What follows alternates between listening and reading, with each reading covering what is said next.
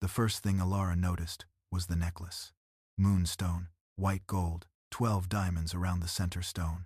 It rested against Vivienne Hale's throat in the photograph, glowing on Elara's phone. Cassian stood behind her inside the Royal Arcade, one hand near Vivienne's shoulder while a jeweler adjusted the clasp. Someone had already posted the image to the kingdom's social feed. 9 days after Elara had given birth to his son. 9 days after Cassian had sat beside her bed, pressed his forehead to hers, and promised, "I'm not leaving you alone until you're steady again." Rowan stirred against her chest. Elara locked the screen. The nursery smelled of warm milk, lavender soap, and the faint cedar scent Cassian had left on the blanket that morning. "He said 2 hours," the maid whispered. Elara looked down at Rowan instead. "Then he'll be back in 2 hours." No bitterness, no accusation. Her body hurt too much to waste strength on either. A knock came at the nursery door. Dr. Miriam Cole entered without waiting for permission. That alone made Elara look up. The royal healer's gray hair was damp from the rain. Her breathing was uneven. She carried no medical bag, only a sealed envelope. "Elara," dismissed the maid. The maid hesitated. "Please," Elara said. Once the door closed, Miriam crossed the room and placed the envelope beside Rowan's cradle. A crimson seal marked the front. Royal Blood Registry. Elara's stomach tightened. "His screening?" Miriam nodded. "You need to read it before anyone knows I brought it here." Elara laid Rowan carefully in his cradle and broke the seal. Her eyes moved over numbers she understood better than most council physicians. Blood type, inheritance markers, alpha, compatibility. Then she stopped. Moon sovereign marker, positive. Below it, in smaller print, someone had stamped, "Maternal lineage review required." Elara read the line twice, then a third time. That designation was removed from the registry generations ago. It was supposed to be. Miriam pulled another folded paper from inside her coat. A council notice. Recognition Rite authorized. Transfer of newborn heir to royal custody within 24 hours. Elara's fingers went cold. No, the council already approved it. Cassian didn't. They don't need his approval under the old succession statutes. Rowan made a small sound from the cradle. Elara moved to him immediately. Her hands settled over his tiny back. "Why are you afraid, Miriam?" The healer's eyes filled, but her voice stayed controlled. "I searched the sealed records after his result came back." She slid one final sheet across the table. 4 names, 4 newborns, 4 dates spanning almost 300 years, each marked with the same sovereign classification, each dead within hours of a recognition rite. Elara stared at the page. What did they die from? "That's the problem." Miriam swallowed. "The official causes are different." Elara understood before she finished. One said seizure. One said congenital weakness. One said respiratory failure.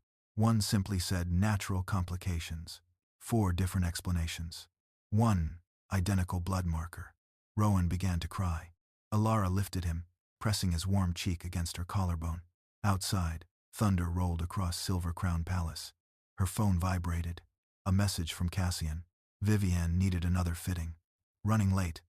Don't wait for dinner." Elara looked at the photograph again. The diamonds. His hand near Vivienne's shoulder. Then she looked at the council notice. Royal custody. 24 hours. Her face changed.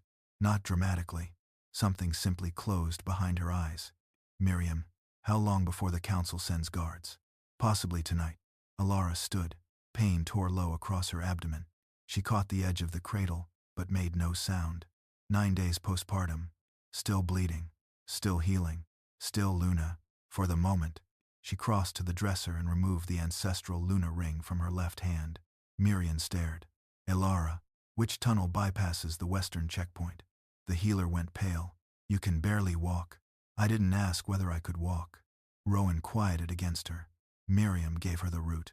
3 hours later, Cassian came home, carrying 2 lacquered shopping boxes. He entered the nursery already irritated by the darkness. Elara, no answer. The boxes slipped from his hands. The cradle was empty. On the white blanket lay Elara's Luna ring. Beneath it rested Rowan's blood report. Cassian picked it up. His eyes dropped to the final handwritten note Miriam had added before Elara left. Previous sovereign infant's survival rate, 0. Elara had forgotten how heavy a newborn became when fear was added to his weight.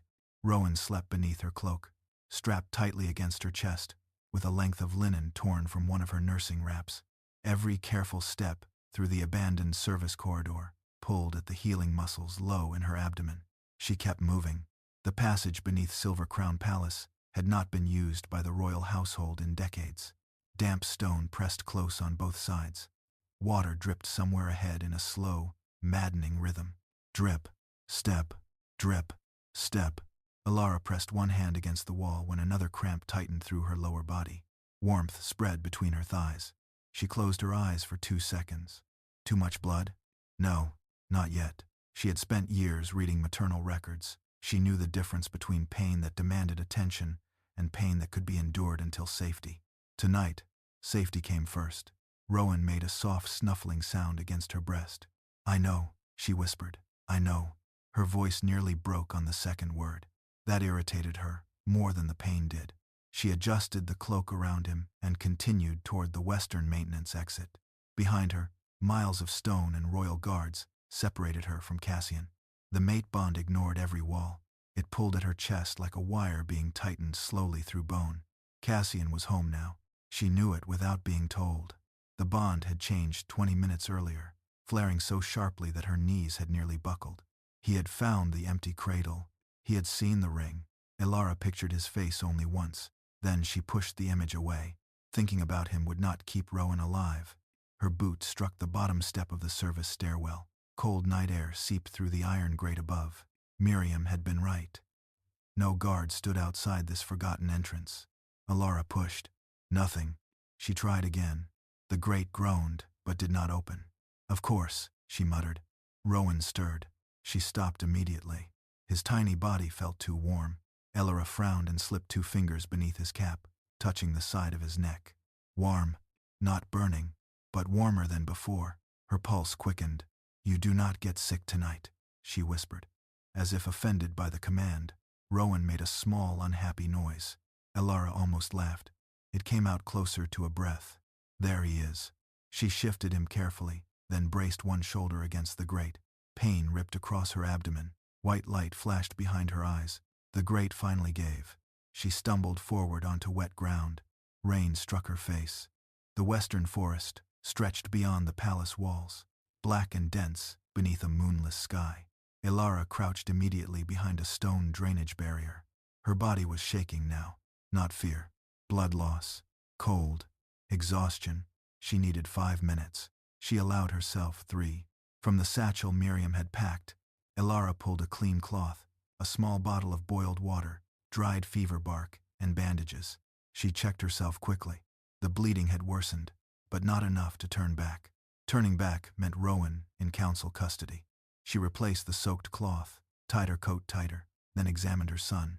His breathing was faster than she liked. "Look at me." His eyelids fluttered. Rowan was 9 days old.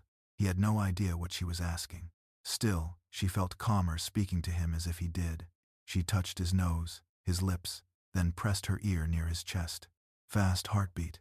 No wheezing. No blue color. Cold stress, perhaps. She tucked him skin to skin beneath her shirt, ignoring the chill against her exposed collar. Her body heat would have to be enough. A howl rose from the palace grounds. Elara froze. Another answered. Then a third. Trackers. Cassian had closed the borders. She looked toward the tree line. The nearest official checkpoint was 4 miles west. The sanctuary route ran north. If the trackers expected her to flee away from the capital, they would sweep north first. She needed to disappear before they reached the forest. Elara opened Miriam's satchel again. At the bottom sat 3 tightly wrapped bundles of dried herbs. Wolfsbane leaf, pina raisin, crushed wild garlic. Not enough wolfsbane to harm a wolf. Enough to destroy a scent trail. Elara took the small bottle of Luna scent oil from her pocket. Cassian had commissioned it years ago from palace perfumers. Lavender, white cedar, winter rose. Every guard in Silver Crown knew it. Every tracker would follow it. She stared at the bottle, then at the muddy path running west. A plan formed. Elara soaked a strip of cloth in the oil, smeared a little of her own blood across it, then tied it loosely around a low branch, pointing toward the western road. She dragged another bloodied strip through the mud for 30 yards. Cassian's trackers would smell Luna. Blood. Postpartum weakness. They would believe exactly what they expected to believe. A desperate woman taking the easiest route. Elara turned north. The rain thickened. Within half an hour, the mate bond struck again. This time, she dropped to one knee. Her hand flew to her chest. Air vanished from her lungs. Far away, Cassian's fear slammed through the bond so violently it almost felt like her own. Elara pressed her forehead against the bark of a tree. For one terrible second, she wanted him. Not the king. Not the man standing beside Vivienne beneath jeweled lights. Cassian, the man who used to wake before dawn because Rowan kicked hard enough to disturb her sleep. The man who had pressed his palm to her stomach and whispered promises to a child he had not yet met. Elara's eyes burned. One tear escaped. She wiped it away before it reached her jaw. "That is all you get," she whispered to no one. Rowan whimpered against her chest. Elara straightened. The mother replaced the wife. She moved deeper into the trees. Behind her, howls multiplied. Closer now, a branch snapped somewhere far to the west. Good. They had found the false trail. Elara increased her pace. Then Rowan coughed. It was tiny, barely a sound. She stopped anyway. He coughed again. His face tightened. Elara touched his forehead. Hotter. No. She lowered herself beneath the shelter of an old pine, shielded him from the rain, and checked his breathing again. Too fast. His small chest fluttered beneath her fingers. Panic tried to climb her throat. She crushed it down with numbers. Respirations. Color. Temperature. Response. Think. Act. Do not panic. Then the wind changed. It carried a sound through the trees. Not rain. Not thunder. A wolf's howl. Very close. Elara slowly lifted her head. Another howl answered from somewhere directly ahead. The trackers had not all followed the false trail, and the only road to Seven Moons Sanctuary lay beyond them. A third howl rose behind her, and Elara realized the wolves were closing from both sides. Elara did not move. One howl had come from the north, another from behind her. The third had been closer to the east. The trackers were no longer following a trail. They were forming a net. Rain slid from Elara's hair into her eyes as she crouched beneath the pine. One arm wrapped around Rowan beneath her coat. His tiny body pressed against her chest. Too warm now. His breathing quick and uneven. She counted again. Too fast. Her own heart tried to match him. No, she whispered. Panic would waste oxygen. Panic would make her scent sharper. Panic would kill time she did not have. She opened Miriam's satchel with stiff fingers. 2 bloodied cloths remained. A small vial of cedar masking oil, a strip of gauze, and the spare blanket Rowan had been wrapped in when they left the palace. Elara looked west. The false trail had worked once. It could work again. She took the blanket and pressed it briefly against her neck, then against the inside of her coat where her scent was strongest. Rowan whimpered. I know. She wrapped him tighter against her body with the linen sling, making sure his face remained clear. Then she smeared one edge of the blanket with blood from the cloth she had changed earlier. The metallic smell hit the cold air immediately. Luna blood. Postpartum blood.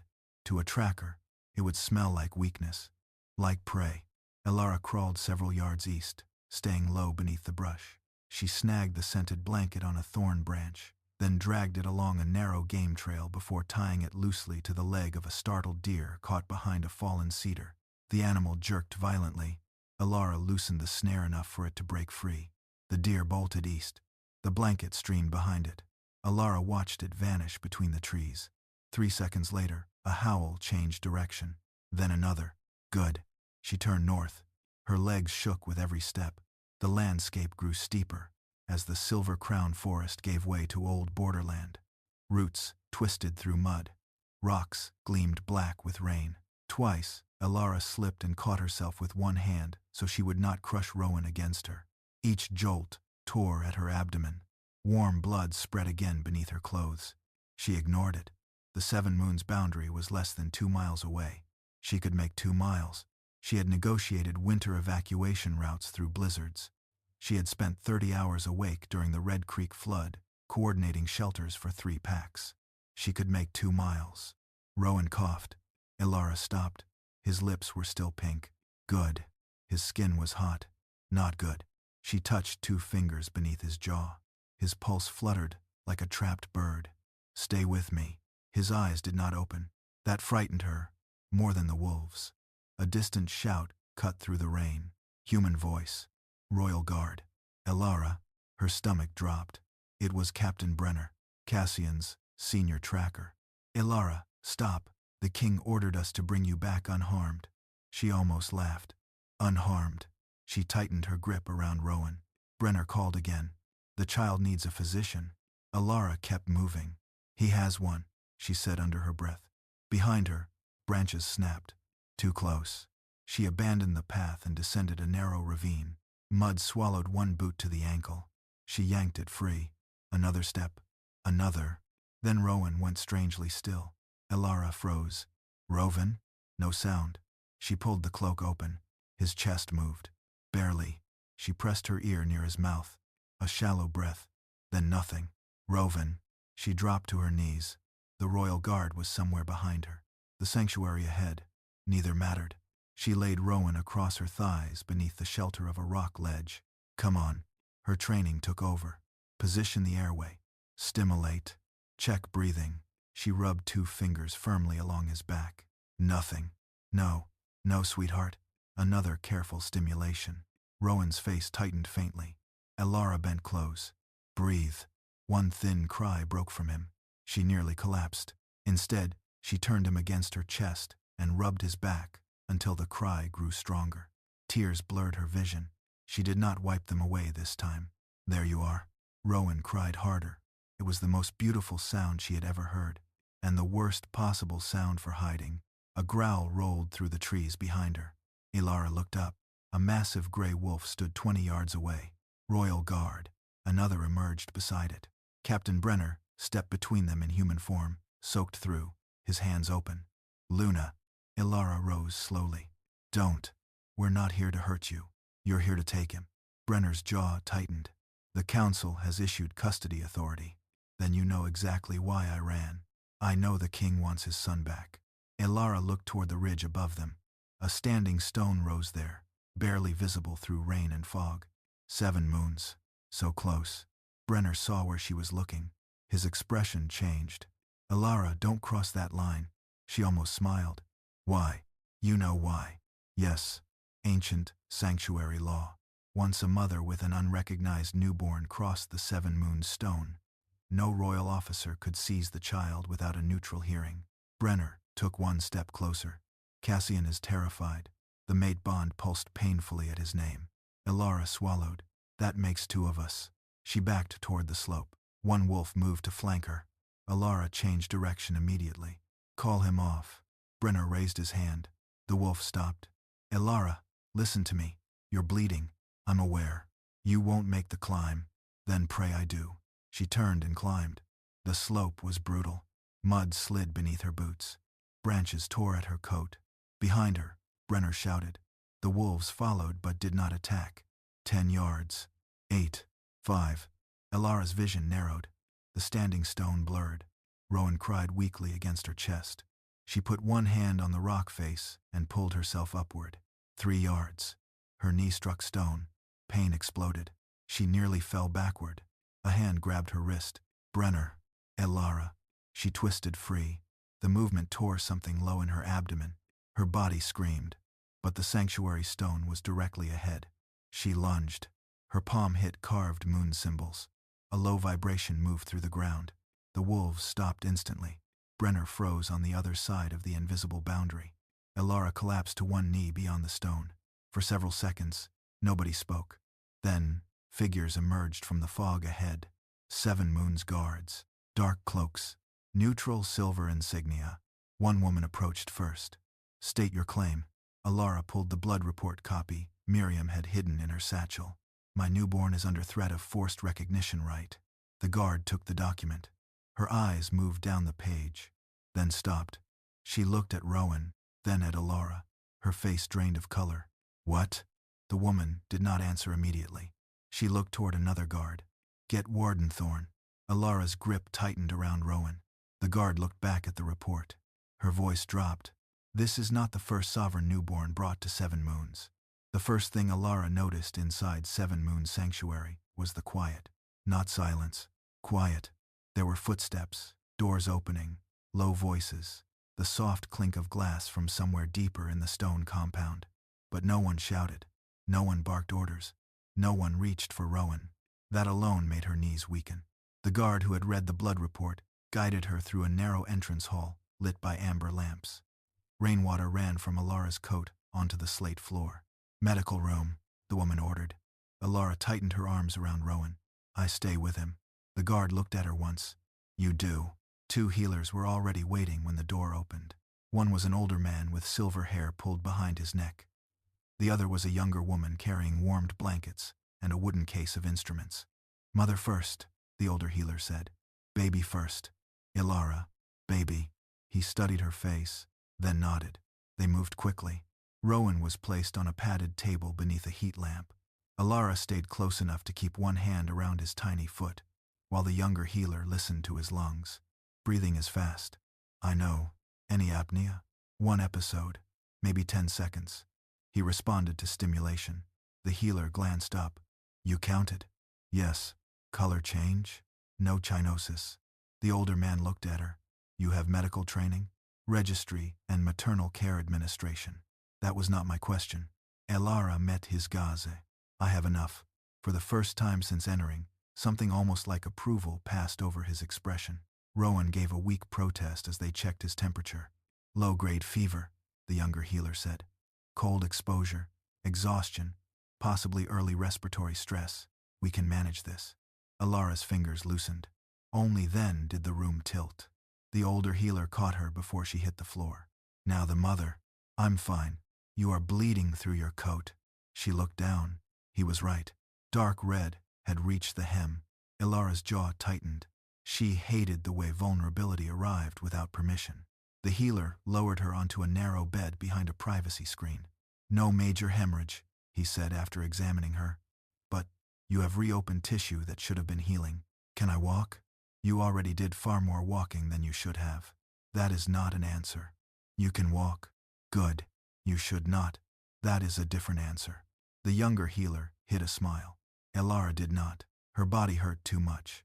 They cleaned and dressed the injury, gave her something mild for pain, then placed Rowan against her chest under warm blankets. His breathing gradually slowed. The change was small. It felt enormous. Elara closed her eyes. One tear slipped sideways into her hair. She let it. No one in the room commented. A clerk arrived an hour later, thin, gray-eyed, carrying a black folder. Luna Elara Vale? Elara opened her eyes. Yes. At 7 Moons, titles carry no legal weight during sanctuary review. Then why use mine? To confirm identity. The clerk sat opposite her. You are here under temporary maternal protection only. We have not accepted your accusation against the Royal Council. I didn't ask you to accept an accusation. You asked us to block the crown from taking its heir. My son. The law will use both terms. Elara looked down at Rowan. That sentence lodged somewhere painful. Her son, their heir, council property. Even here, language tried to turn him into something that could be transferred. The clerk opened the folder. Why do you believe Recognition Rite presents immediate danger? Elara told him about the blood report, the sealed files, the 4 dead newborns. She kept her voice even. No dramatics. No accusations she could not prove. The clerk listened without interruption. When she finished, he slid a paper across the table. Do you recognize these registration numbers? Elara looked down. 4 sequences. Her breath caught. Yes. Why? I processed archival reclassification on 2 of them. When? 3 years ago. The clerk's expression did not change. What were you told? That the files involved historical infant mortality corrections. And did you question it? Elara went still. She remembered the old records. Dusty scans. Missing physician signatures. Council seals requesting immediate closure. She had flagged too. Her supervisor had returned them with a handwritten instruction. Approved by council authority. No further review. Elara had signed the archive transfer. Her stomach twisted. I signed them. The clerk nodded. Yes. The word landed harder than an accusation. I didn't know. I did not say you did. But Elara, heard the rest anyway. She had touched the evidence, handled it, filed it, then gone home. Rowan shifted against her chest. Elara covered the back of his head with one hand. What happened to those babies? The clerk closed the folder. You should see something. They moved slowly through the sanctuary corridor. Elara carried Rowan despite the healer's objections. No one tried to take him from her. The clerk led her into an older wing, built directly into the mountain. There, the air smelled of wax, stone, and dried rosemary. At the end of the passage stood a wall filled with small wooden plaques. Not warriors, not alphas, children, dozens of names. Elara stopped. The clerk raised one hand toward 4 plaques, placed close together. Mara Thorne, Evelyn Cross, Eunice Bell, Samuel Arden. Elara recognized every name, the 4 registration numbers. Her throat closed. Each plaque held a tiny silver bracelet beneath it. Newborn identification bands. Elara approached the first. Mara Thorne, 12 years ago. Age, 2 days. Elara stared at the name. Her knees felt weak again. She died here? No. The clerk's voice softened for the first time. She was brought here after the recognition rite had already begun. Elara turned. Brought by whom? Her brother. A man's voice answered from behind them. Me. Elara turned slowly. He stood at the entrance to the memorial hall. Tall, broad-shouldered, dark coat, still wet from the rain. No crown, no royal insignia, only the Blatson silver clasp of the 7 Moons Warden. His eyes moved from Elara to Rowan, then to the blood report in the clerk's hand. There was no warmth in his face, only recognition, and something much older than anger. You're Elias Thorne. I am. Elara looked back at Mara's bracelet. His sister. Elias stepped closer. If your son carries the same marker she did, then you did not run from a ceremony. His gaze hardened. You ran from an execution dressed as tradition. Elias Thorne did not offer Elara sympathy. She respected him for that almost immediately. He led her out of the memorial hall and into a narrow records chamber carved into the eastern side of the sanctuary. A coal stove burned in one corner. Shelves covered 3 walls from floor to ceiling, packed with ledgers, sealed folders, and old medical binders. Rowan slept against Elara's chest beneath a warm wool wrap. The fever had eased. Her own pain had not. Every few steps, a dull pull spread through her abdomen, reminding her that her body had given birth 9 days ago and had never agreed to become a fugitive. Elias closed the door behind them. You believe the council intends to kill your son. I believe they intend to perform a rite that has already killed 4 children with the same marker. That is not the same statement. Elara looked at him. No, it's the more accurate one. His expression barely changed. Good. He was testing her. A man who had buried a sister because of the same ritual had every reason to want confirmation more than comfort. Elias crossed to a desk and opened a leather folder. I have spent 12 years looking for proof that Mara's death was not an accident. He pushed a single page toward Elara. Tell me what you see. She did not sit. The page was old enough for the edges to have yellowed. A newborn registry form. Mara Thorne. Blood classification. High alpha. Hereditary line. Recognition status. Incomplete. Cause of death. Congenital respiratory failure. Elara read it twice. Then she frowned. This copy is wrong. Elias folded his arms. Why? The registration code. She pointed to the lower corner. Royal neonatal files from 12 years ago used a 5-digit maternal prefix. This has 6. Could be clerical error. No. Elara shifted Rowan higher against her chest. The 6th digit identifies post-rite reassignment. That code did not exist until 8 years ago. Elias's eyes sharpened. So someone replaced part of this file years after your sister died. He said nothing. Elara looked closer, and this physician's signature was scanned. You can tell that? The pressure never changes. She tapped the black ink. Real signatures have variation. This is too clean. Elias pulled another sheet from the folder.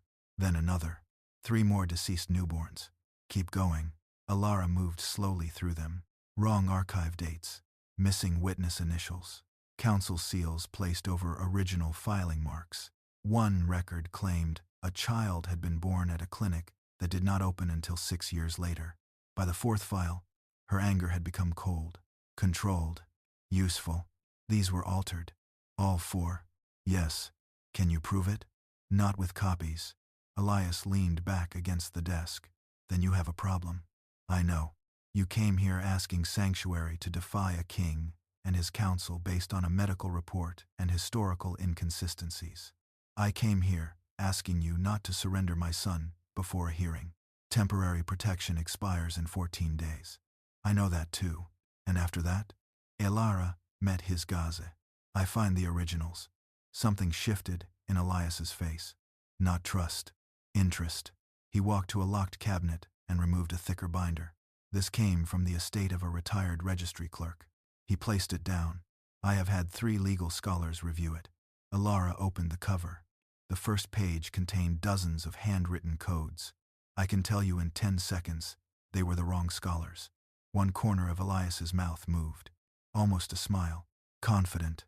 Tired. She turned another page. Different problem. What? These aren't legal codes.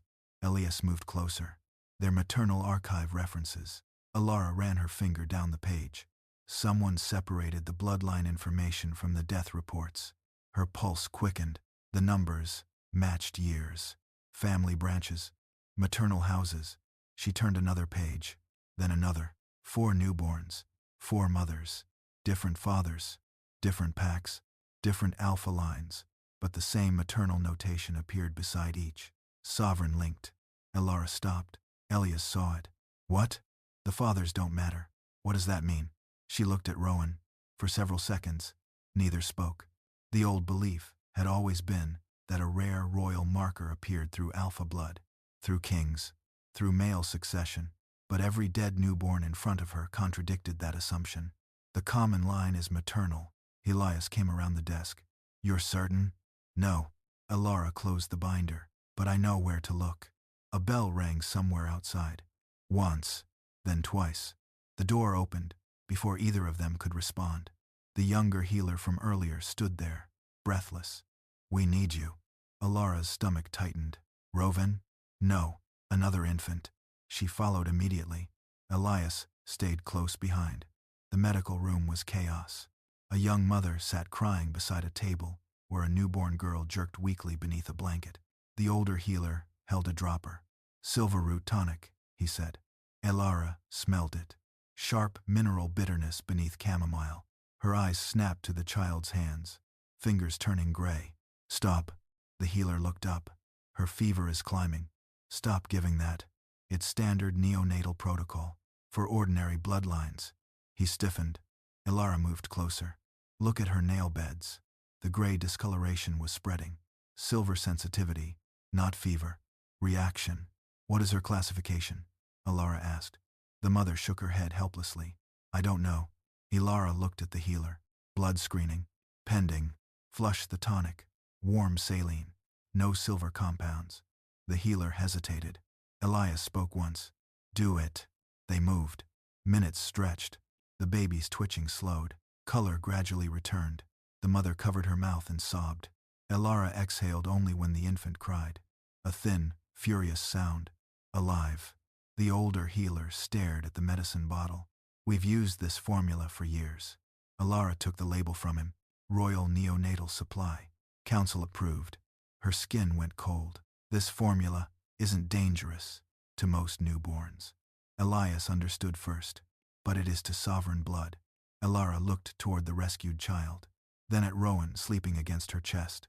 The council did not merely know the bloodline existed. They knew how it reacted. Elias returned with the old binder and opened it beside the medical lamp. There's one more page you didn't see. He turned to the final genealogy sheet. Elara leaned over it. Her eyes followed the maternal branches backward. Thorn, Cross, Bell, Arden, then farther. A 5th surviving branch. Her breathing stopped. The line ended with a familiar surname. Her mother's maiden name. Elias looked at her. Elara did not move. The sovereign bloodline had never disappeared. It had been hiding inside her family. Elara read the genealogy 3 times. The name did not change. Marion Colwood.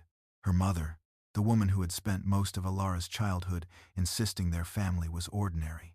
No ancient titles. No royal claims. No ancestral estates worth fighting over. Just a widow with careful hands, a sharp memory, and an almost obsessive habit of burning old family letters after reading them. Elara had once thought it was grief. Now she wondered what her mother had been trying to erase. Elias stood across the table, watching her face. "You know that name. My mother." The room became very still. Rowan slept inside the sling against Elara's chest, his breath warm through the fabric of her blouse. Elias looked down at the genealogy. "So the marker came through you." "Maybe. You just said the maternal branch was the pattern." "A pattern is not proof." Elara closed the binder. "I want the original blood panels from the 4 dead infants. They're sealed, under Crown authority. Then I want the closest surviving copies." Elias's eyes narrowed. "You find out your son inherited a bloodline the council has hidden for centuries, and your first instinct is paperwork?" "My first instinct is to keep him alive." She looked at Rowan. "Paperwork is how I do that." That answer earned the smallest nod. By noon, Elias had the sanctuary archive opened. Boxes covered the records table. Old medical sheets, handwritten witness statements, supply manifests, recognition schedules copied by clerks who had died decades earlier. Elara worked through them one by one. Her body protested every hour. The wound low in her abdomen pulled whenever she stood too quickly. Her back ached from holding Rowan. Milk soaked through one side of her blouse before she finally allowed the healer to bring a nursing cloth. She did not stop. One dead infant had received silverroot tonic 20 minutes before convulsions. Another had been given a stabilization draft containing powdered silver bark. A third had no medicine listed at all. Elara frowned. "That one's missing a page." Elias leaned over her shoulder. "How can you tell?" "The sequence jumps from neonatal observation to death certification." She flipped the file. "There should be a treatment page. Removed? Or never entered?" Elias reached for another folder.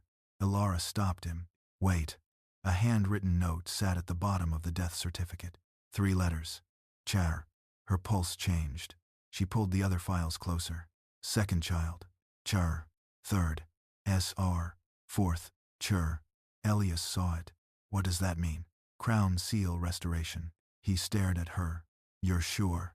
"I used to process palace supply allocations." CSR was the budget abbreviation for ceremonial maintenance.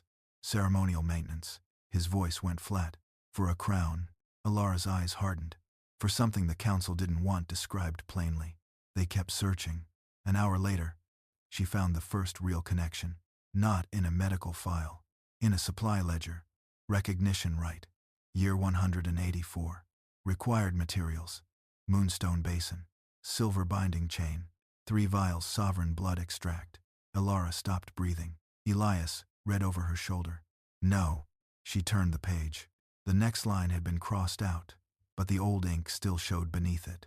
Enfant source confirmed. Elias stepped away from the table. For the first time, his control cracked. His hand closed around the back of a chair so hard the wood groaned. Mara was 2 days old. Elara did not answer.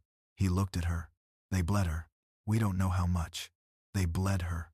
His voice shook now. Not loud. Worse. 12 years of buried fury finally had a shape. Elara understood it because she could already imagine Rowan beneath ceremonial lights, council hands, pinning his tiny arms, while someone called it tradition. Her stomach turned. She reached down and covered Rowan's back. Elias looked away first.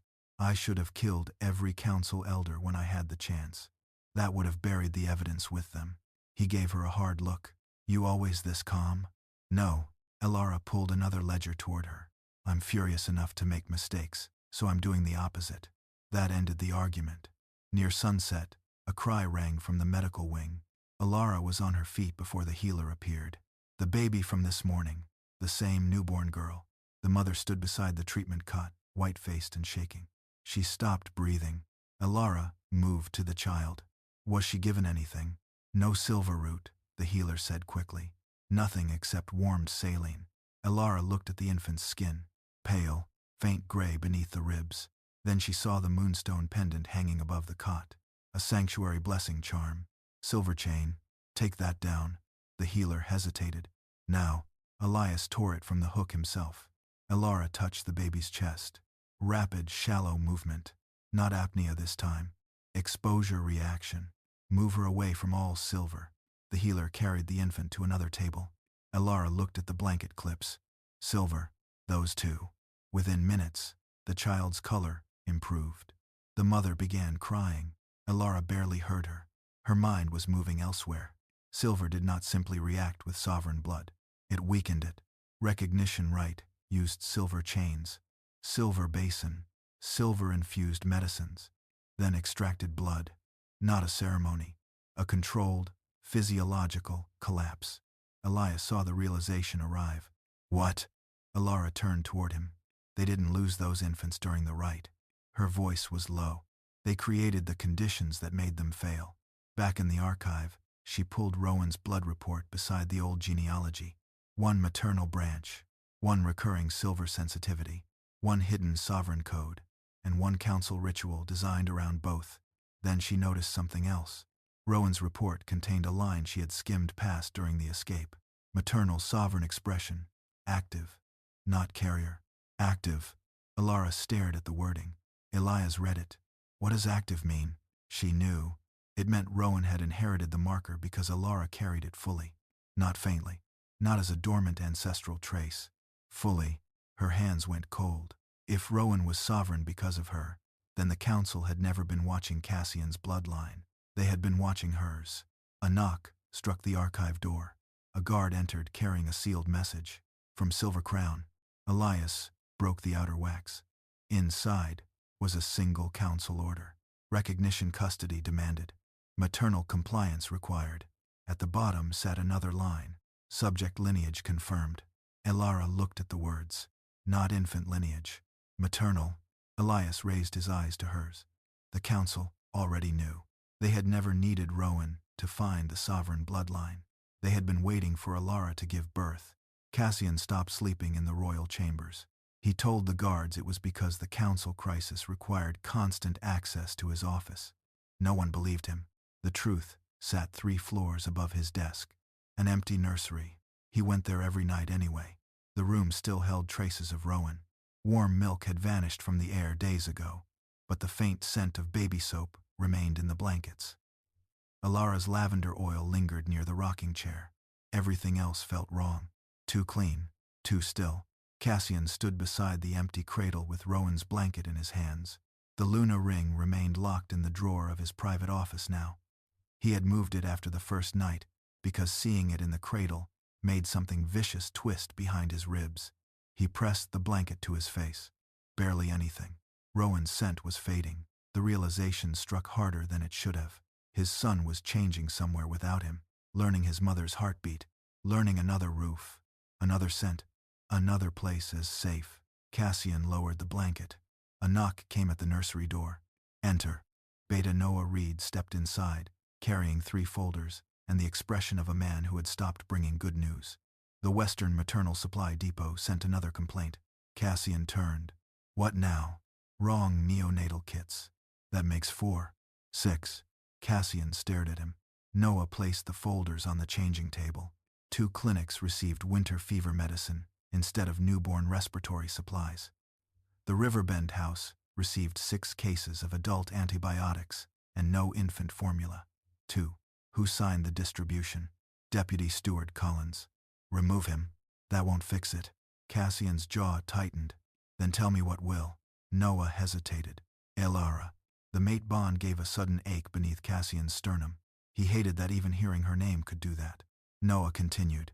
She designed the maternal coding system herself. Half the staff used her annotations instead of the official manual, because the official manual is 20 years out of date. Cassian looked at the files. She should have updated it. She tried. The words landed cleanly.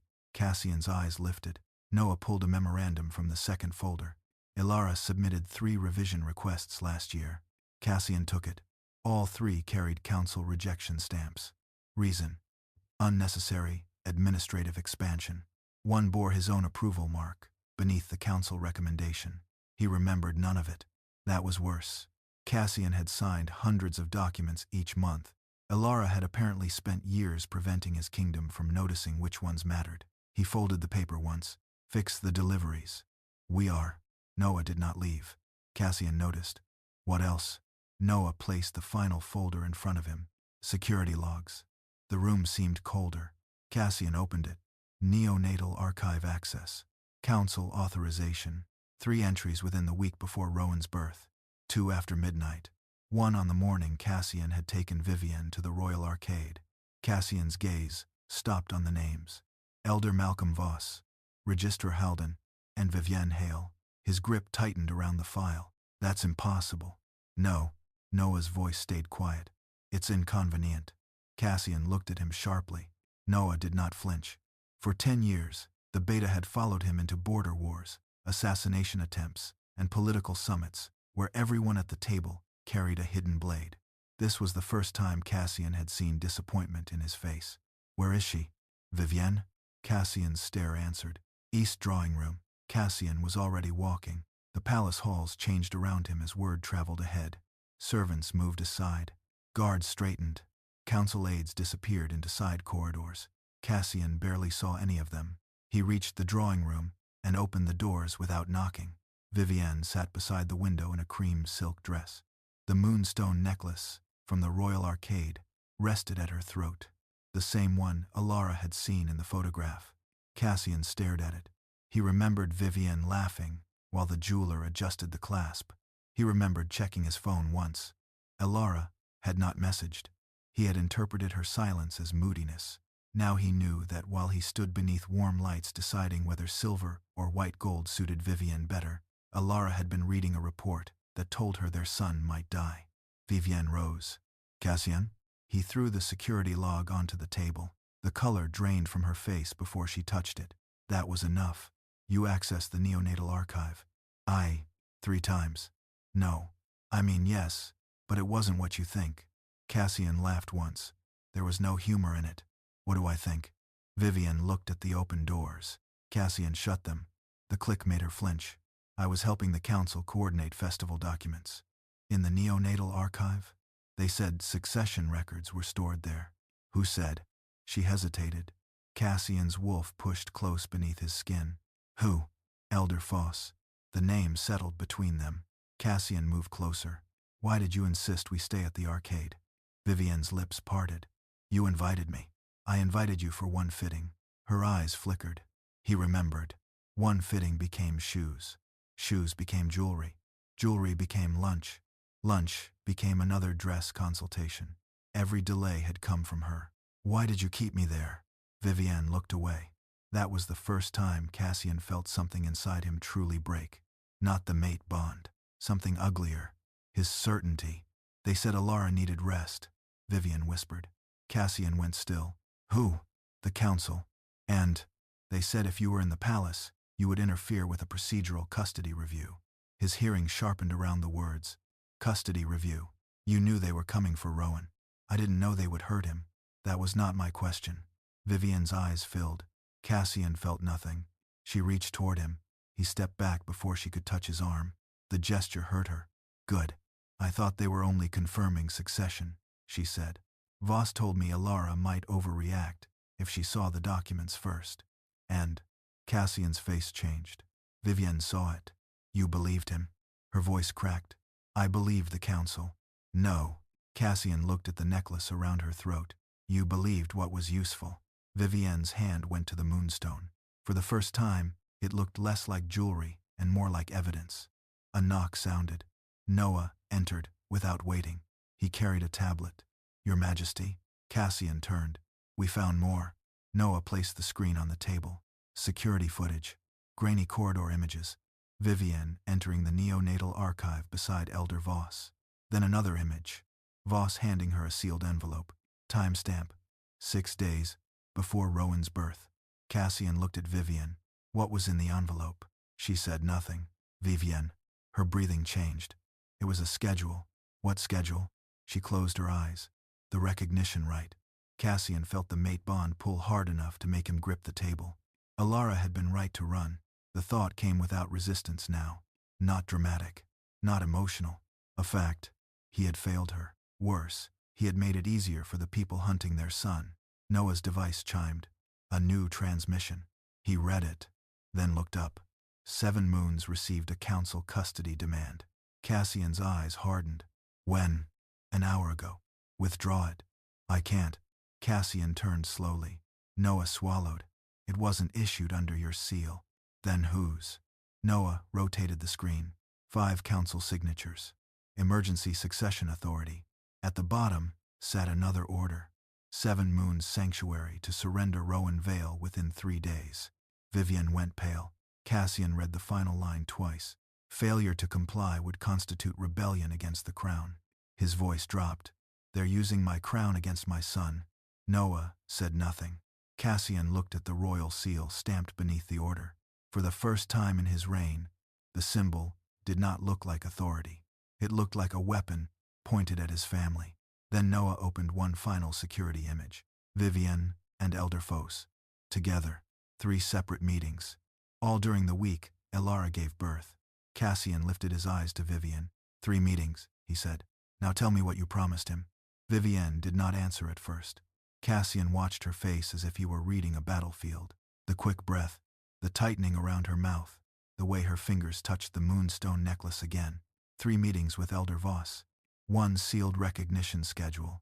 1 carefully extended shopping trip. Cassian had spent years learning to recognize betrayal in diplomats and rival alphas. He had simply never expected to find it dressed in cream silk inside his own palace. What did you promise him? He repeated. Vivienne looked toward Noah. Leave. Cassian did not turn. Noah stays. Her composure cracked. This is between us. No. It stopped being between us when my son was placed under council custody. Vivienne flinched at the word son. Good. Cassian stepped closer. Talk. She drew a breath. Voss said Elara was unstable after the birth. Cassian's expression hardened. He said she had begun interfering with succession procedure. He said the kingdom needed someone dependable near you. And you volunteered. He offered House Hale restoration. There it was. Not love. Not jealousy. A bargain. Cassian stared at her. Restoration how? Our lands. Our council seat. My father's military standing. And your position? Vivienne said nothing. Cassian's eyes dropped briefly to the necklace. Royal consort. Her face answered, before her mouth did. He said if Elara became unfit. Cassian's aura hit the room hard enough to rattle the windows. Vivienne stepped backward. Finish that sentence. If she became unfit to serve as Luna, the crown would need stability. Cassian's jaw clenched. And you thought stability wore diamonds. I thought I was protecting my family. You were protecting your ambition. Her eyes flashed. You don't understand what it is to watch your house disappear. No. Cassian's voice lowered. I understand exactly what it is to watch a family disappear. Yo. That silenced her. For a moment, the only sound was rain striking the glass. Then Noah placed another file on the table. We searched the financial transfers connected to House Hale. Vivienne's face went pale. Cassian opened it. Council protection payments. Property release schedules. A draft decree naming Vivienne provisional royal consort upon maternal incapacity. Cassian read the phrase twice. Maternal incapacity. Elara had been 9 days postpartum. Bleeding. Exhausted. Holding their newborn. And people inside his palace had already drafted paperwork to replace her. When did you know Rowan could be harmed? Vivienne closed her eyes. Cassian did not let her hide there. When, after the second meeting, Noah's head lifted. Cassian went still. Vivienne's voice became smaller. Voss said sovereign-marked infants were fragile. That is not the same as knowing the right could kill him. I asked, what happened if Rowan failed? And, he said the crown would survive. The room changed. Cassian's wolf surged forward. Noah stepped between them before instinct became murder. Your Majesty. Cassian did not move. Vivienne pressed herself against the edge of the table. You knew. His voice was almost calm now. That frightened her more. I didn't know for certain. You knew enough. I thought Voss was exaggerating. But you kept me away. Vivienne's eyes filled. My family had nothing, and Elara had a 9-day-old child. Vivienne looked down. Cassian tore the moonstone necklace from her throat. The clasp snapped. She gasped. The jewels struck the table in a glittering heap. House Hale protection is suspended. Her head snapped up. Cassian, you will remain under guard. My father can explain to the council why his daughter helped target the royal heir. Vivienne stared at him. For the first time there was no charm left. Only fear. Cassian turned to Noah. Get me every recognition record the palace owns. Already started. and send 7 moons notice that I am contesting the council demand. Noah hesitated. That may trigger a constitutional challenge. Cassian looked at him. Good. Hours away, Elara stood over another kind of evidence. The oldest archive chamber in 7 moons smelled of dust, iron, and burnt wax. Elias had brought her beneath the sanctuary after the 3-day ultimatum arrived. This section predates the Crown's current charter, he said. Elara held a lantern in one hand. Rowan slept in a cradle beside the archive table, close enough that she could touch him without taking a step. She no longer allowed him out of reach. Elias unrolled a cracked ceremonial diagram. Recognition Rite, moonstone basin, silver restraints, blood channel, and at the center, a crown symbol. Elara leaned closer. That isn't symbolic. No. Elias placed another page beside it. Look at the inscription. Elara translated slowly. Sovereign blood renews obedience. Her stomach tightened. What does that mean? Elias pulled out an old alliance charter. Every allied alpha swears under the crown seal. I know. The oath has always carried compulsion. Elara looked from the charter to the ritual drawing. Then she understood. The crown's authority was not purely political. It was reinforced magically. The blood extracted during recognition rites renewed the seal's power to compel obedience across the allied packs. They weren't protecting succession, Elara said. They were maintaining control. Elias nodded. Mara died, strengthening the authority of a king she never met. Elara looked at Rowan. Cold spread through her. 4 infants over 3 centuries. Maybe more. Used when the seal weakened. Hidden behind medical language and ceremony. She turned another brittle page. A handwritten warning ran along the margin. If sovereign blood returns through the maternal line, the mother holds first refusal. Elara stopped. What is first refusal? Elias read over her shoulder. His expression changed. Keep going. She did. Under old sovereign law, no marked newborn could be used in royal blood rites without the mother's spoken consent before witnesses. Elara stared at the sentence. The council cannot legally force Rowan into the rite. They can if they erase your lineage. She looked at him. That's why they altered the records. Elias nodded. And why they called him a royal anomaly instead of your descendant. The pattern snapped fully into place. Erase the maternal line. Define Rowan only through Cassian. Invoke crown succession. Seize the infant. Perform the rite. Elara's hands tightened around the paper.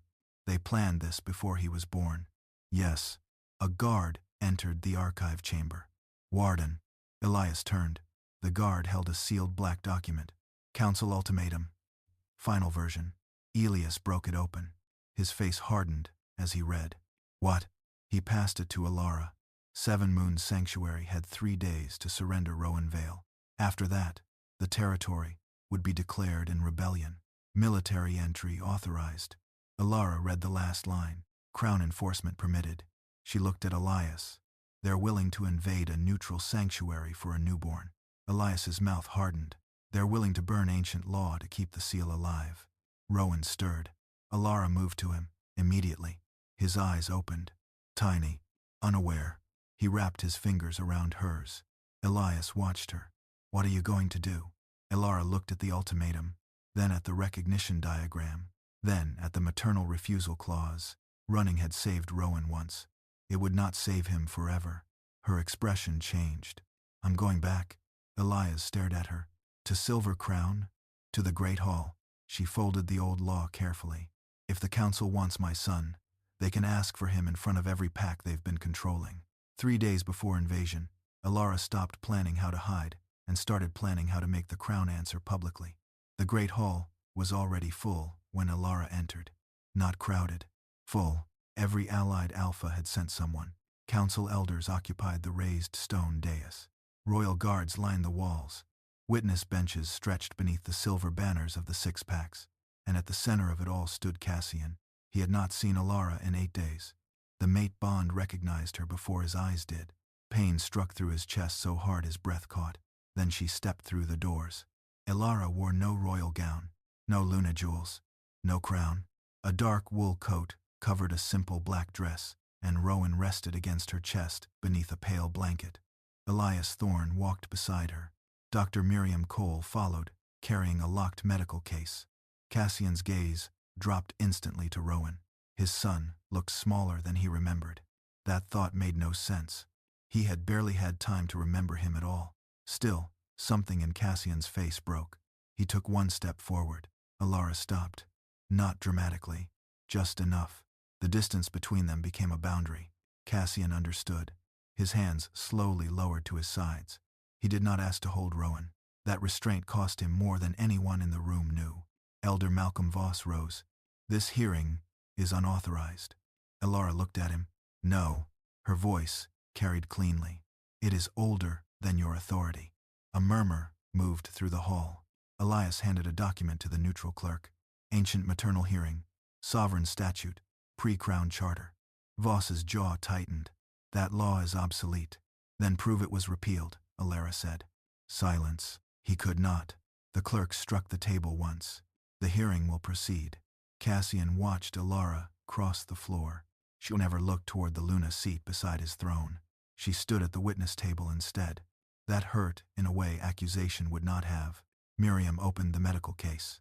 Inside lay Rowan's original blood report, 4 reconstructed infant files, supply ledgers, security records, and the old recognition diagram from 7 moons. Elara placed the first document down. "This is my son's blood screening." Voss leaned back. "No one disputes his royal classification." "I do." That drew his attention. Elara pointed to the maternal notation. "Rowan's sovereign marker does not come from the king." A louder murmur followed. Cassian remained still. He already knew. Most of the hall did not. "It comes through me." Voss smiled faintly. "A convenient claim." Miriam stepped forward. "I ran the test twice." She placed a second report beside the first. "Then I tested Luna Elara's archived blood sample." She looked directly at the council. Active sovereign expression. Several elders shifted. Voss did not. Cassian noticed. "Too calm?" Elara noticed too. "You already knew," she said. Voss's eyes met hers. "You are speculating." Beta Noah Reed moved from the royal side of the hall. He carried a tablet and 3 printed logs. "No." Every head turned. Noah placed the records beside Miriam's evidence. Neonatal archive access during the week of Rowan's birth. Names, times, authorization seals. Malcolm Voss, Registrar Halden, Vivienne Hale. Voss's face hardened. Noah activated the wall screen. Security footage appeared. Grainy, clear enough. Vivienne entering the archive with Voss. Another clip. Voss handing her a sealed schedule. A third. Vivienne reading a document marked Recognition Rite. The hall erupted into whispers. Voss raised his voice. "Administrative preparation is not conspiracy." "Then Vivienne can clarify." Cassian said it. His first words since Elara arrived. The doors opened again. Vivienne entered between 2 guards. No necklace. No silk smile. No confidence. She looked smaller without the privileges that had once made her feel untouchable. Elara watched her approach. No triumph. No rage. Just focus. The clerk swore Vivienne under oath. "Did Elder Voss promise you royal consort status if Luna Elara became medically unfit?" Vivienne looked at Cassian. He gave her nothing. Her gaze dropped. "Yes." A wave of reaction moved through the chamber. "Did you know Rowan had been selected for Recognition Rite?" "Yes."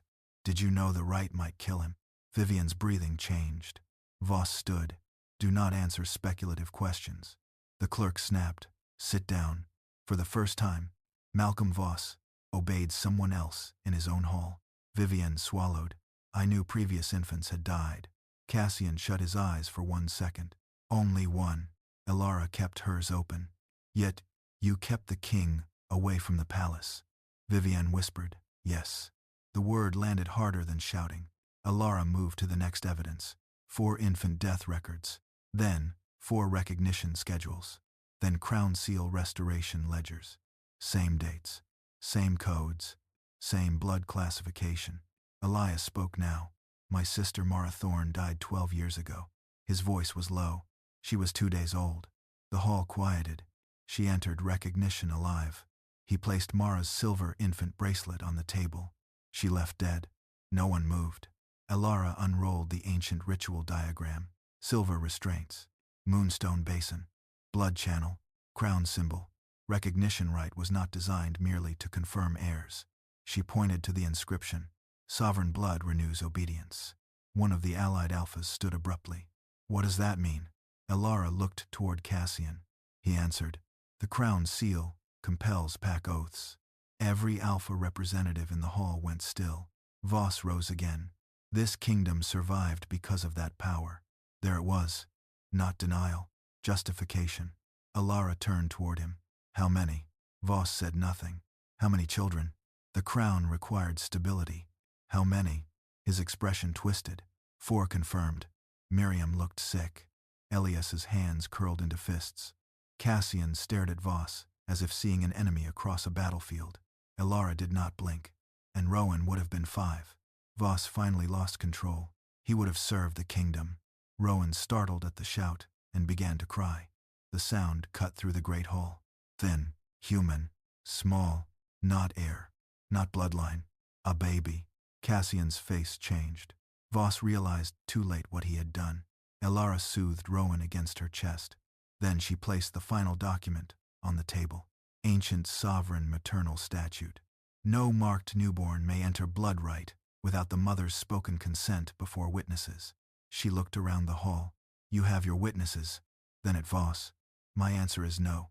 The old council elder's authority seemed to shrink in real time. But Elara was not finished. She turned to Cassian. The entire hall followed her gaze. For the first time since entering, she looked at him as her mate, not her king. Cassian stepped down from the dais. One step, then another. He stopped well outside her reach. Elara held Rowan closer. "The council says the crown needs him." Cassian's jaw tightened. Elara's voice remained steady. "If you want to keep this crown, say it now." No one breathed. She looked directly into his eyes. "Tell them it is worth more than your son." Cassian did not look at the council. He looked at Rowan. The child had stopped crying, but his tiny fist was still twisted in Elara's coat. Cassian had seen armies wait for his command. He had watched rival alphas lower their eyes. He had believed power was the ability to make others obey. Now the entire Great Hall waited for one answer, and for the first time in his reign, obedience meant nothing. He stepped toward the crown seal. A silver-black emblem had been set into the stone beside the throne for generations. Every allied alpha had sworn beneath it.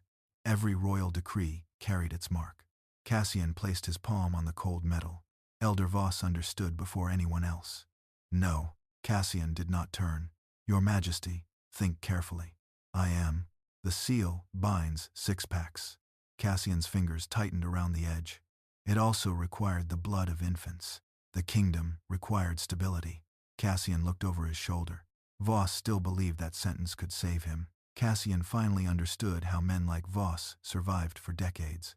They renamed cruelty, sacrifice, duty, tradition, then expected everyone else to kneel to the vocabulary. Cassian pulled the ceremonial dagger from the side of the throne. Several guards moved. Noah raised one hand. They stopped. Cassian drove the blade beneath the crown seal. Metal shrieked against stone. Voss surged to his feet. "You cannot destroy it." Cassian pushed harder. The old seal cracked. A shockwave tore through the great hall. Several allied alpha representatives staggered. One dropped to a knee, then looked down at himself in disbelief. The pressure that had always lived beneath royal commands was gone. Cassian struck again. The seal split down the middle. Silence followed. Not fear. Relief. Cassian let the broken metal fall. "The recognition rite is abolished." Voss stared at the shattered seal. "You have weakened the crown." "No." Cassian turned. "I removed the part that should never have existed." He looked toward Noah. "Arrest Malcolm Voss under ancient blood crime statute." 2 guards moved immediately. Voss backed away. "I served this kingdom for 40 years. Elias's voice came from beside Elara. "My sister lived for 2 days." Voss stopped. That was the only answer he received. The guards took him. Registrar Halden followed. 2 other council members tried to leave, and found the exits blocked. Vivienne remained near the witness bench. She looked at Cassian, then at Elara. Her face had gone strangely empty. "What happens to me?" Elara did not answer. This was not hers to decide. Cassian did. "House Hale loses council protection, pending investigation." Vivienne swallowed. "And me?" "You will surrender every letter, message, payment record, and agreement tied to Voss. Her eyes filled. I already testified. You testified after the evidence cornered you. Ha. Cassian's voice stayed level.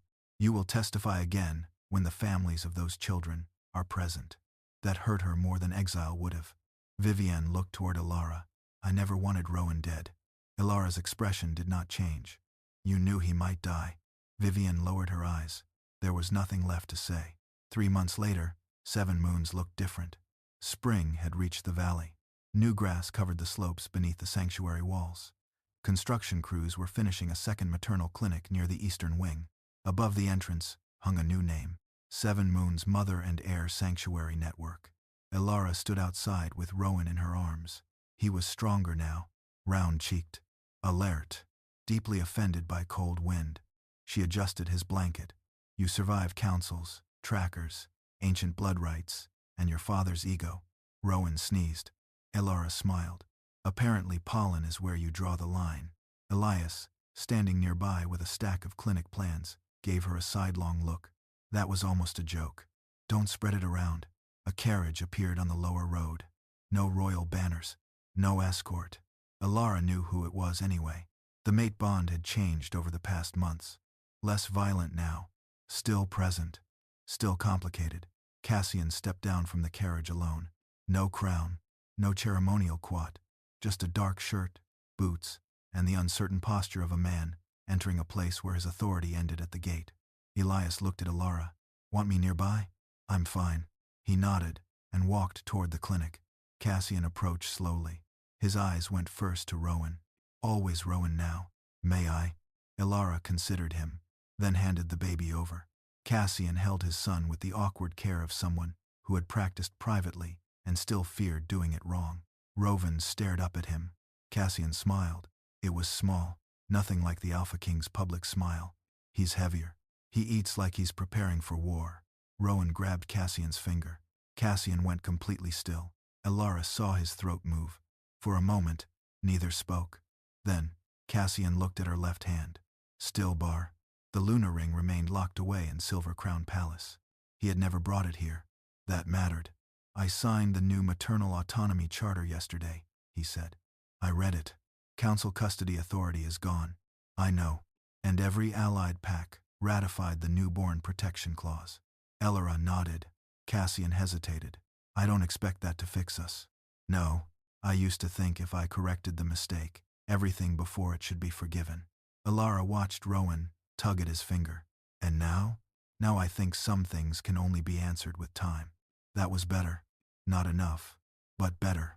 Cassian handed Rowan back carefully. Then he stepped away. He did not ask whether he could stay. He did not ask whether she still loved him. He did not ask for the ring. That restraint was new. At the carriage, he turned. If there is ever a place for me here, beyond being Rowan's father, I'll wait for you to decide it. Elara held his gaze. She gave him no promise, but she did not close the door either. Cassian nodded once and left. Rowan rested his head against her shoulder. Above them, the 7 Moons emblem caught the afternoon light. Elara looked toward the clinic, the women arriving at the gates, and the life built from the choice she had made while bleeding through a winter forest. She had once been Luna because a king chose her. Now she stood beneath a symbol that belonged to no throne. Her hand remained bare, and for the first time, it felt complete. Cassian left without a crown, without a promise, and without her forgiveness, but with one chance he would have to earn slowly. So, Elara's story closes here. If you're still with me, maybe part of her journey touched something familiar in you. Being betrayed hurts. Being misunderstood by the person who was supposed to know you best can hurt even more. Elara was exhausted, frightened, and still recovering, but she never begged Cassian to choose her. When staying meant risking her child and losing herself, she walked away with what dignity she had left. That may be the quiet lesson here. We cannot control who disappoints us, who believes the wrong person, or who wakes up too late to our value. We can control what we do next. We can protect what matters. We can refuse to let pain turn us cruel. And we can decide that forgiveness, if it ever comes, does not automatically mean returning to the same place. Cassian had to learn that regret is not a magic key. Elara had to learn she did not need permission to choose herself. If that speaks to you, Leave one word in the comments. Dignity. And if you enjoyed this story, a like, a share, or subscribing would mean a lot. More stories like this are waiting here.